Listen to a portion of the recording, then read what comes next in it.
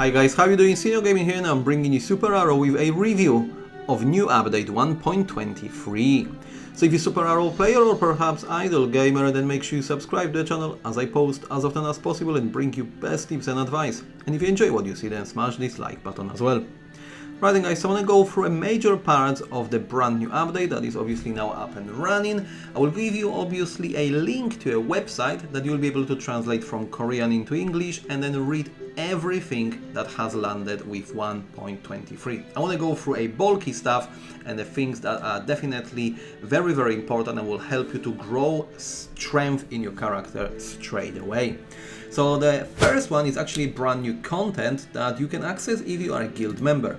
So let me head over into a guild here, and if you've been a part of the guild member, you cannot really miss it that we've got a brand new button called defense here. I won't be able to show you this very dungeon as I have used all my keys, but the basic principle is very simple and I'm gonna just talk you through it.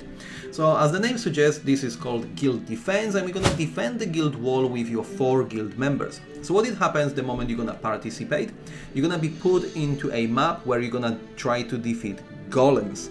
And then if you do so, you'll be paired up with pretty much members from your guild from a rank 1 to 10th, so you're gonna have this upper hand with a strong players.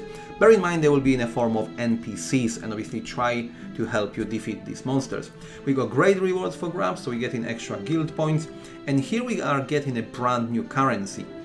Bear in mind there are 3 different stones to obtain, and as you're gonna keep progressing with difficulties, this will be actually going on a rotation. So we're gonna have a chance of getting a cold stone, we're gonna have a hard stone, and finally we're gonna get a hot stone. And I'm gonna show you what you're gonna do with these stones in just a second. Again, rewards will be proportional to a number and type of defeated golems. And again, you're gonna get yourself a chance of getting hyper stones. We can never say enough of hyper stones. Bear in mind, you will be obviously having a certain amount of keys on daily basis, and if you tap on buy key, it will take you to a guild shop where now you'll be able to purchase that very item, and the brand new item as well is a great success amulet that you'll be using. I'll show you where in just a second. So when it comes to shop itself, we're talking about these brand new 2 items. Okay, so we have managed now to squeeze and farm this guild dungeon itself. Now we're gonna head over into camp, and this is where we're gonna be spending this very new currency. So we're heading towards area where we could do our relics, and now we got a brand new NPC called Wise Old Man. And basically what we're gonna do here, we're gonna then start increasing passively more stats. So as you see, we got a split between strong, passionate and cold, and this will be related directly to these 3 types of stones. As you see, I managed to squeeze level 1 of a strong already, and this will give you these hard stones, solid stones in that matter. And then that will give you obviously boost to physical attack evasion. Then here we got magical attack accuracy, and finally HP regen and penetration to all res. Bear in mind, as mentioned earlier, you'll be able to increase success of your amulet via this very item that can be purchased from a guild shop. Also, when you go and actually try to level up all of these stats evenly, so if I get everything on level 1, I'm gonna be actually granted with a few ability stones, and this is great because this has been increased with this update. I'm gonna get to there in just a second. So that's basically a brand new NPC, brand new item, and more stats to increase. Now the next main change is related to equipment, and I'm talking here about equipment enhancement integration. So what does it mean? It doesn't mean anything to a singular items.